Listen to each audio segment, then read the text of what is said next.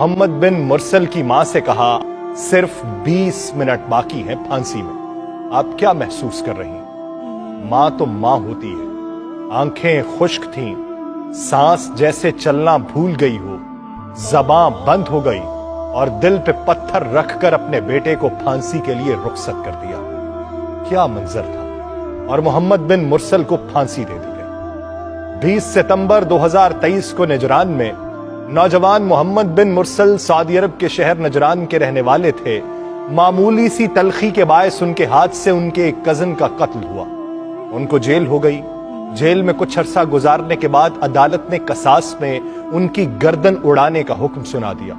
अलबत्ता शरई तौर पर मकतूल के वरसा के पास दियत लेने या फी सबीलिल्लाह माफ करने का इख्तियार भी था। मोहम्मद बिन मुरसल के कबीले आले रिज़्क के बच्चों, बुजुर्गों और नौजवानों ने यह फैसला किया कि मकतूल के कबीले आले सुंबह के सामने माफी की दरखास्त रखी जाएगी। वो चाहे तो दियत ले लें, वो चाहे तो माफ कर दें। यह दरखास्त रखने का जो अंदाज था ये इतना मुनफरिद था, ये इतनी आजिज़ी और फरियाद लिए था कि पूरे अरब मीडिया का ये मौजू बन गया।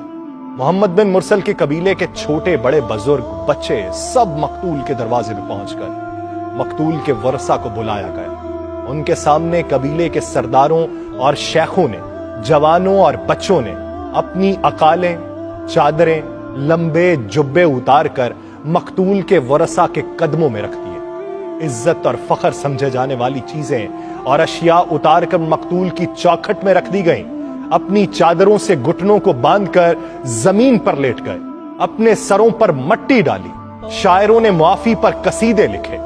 मकतूल के नन्हे बच्चे ने यूं मुआफी की इस्तदा की कि जिगर कट जाए। और जितनी चाहे दियत की पेशकश की गई। पूरा सऊदी अरब बोल पड़ा कि माफ किया जाना चाहिए। शरीयत ने दियत और माफी का ऑप्शन भी तो रखा है, लेकिन मकतूल के वरसा ने ना तो माफ किया और ना ही दियत लेने पर राजी हुए। चुनाचे आज से कुछ दिन पहले 20 सितंबर को नौजवान मोहम्मद बिन मुरसल की गर्दन कसास में उड़ा दी गई।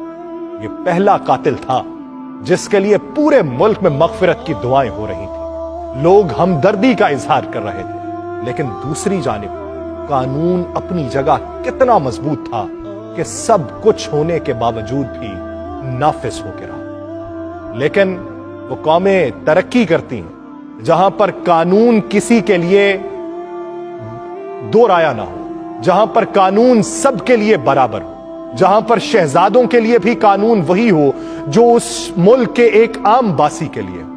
तो वो कौमें तरक्की करती हैं, तो तरक्की करने के लिए कानून को नाफिज करना पड़ता है, तफरीक को खत्म करना पड़ता है। जब तफरीक खत्म नहीं होगी तब कोई कौम आगे नहीं बढ़ सकती, तब रेवड़ कौम में तब्दील नहीं हो सकता।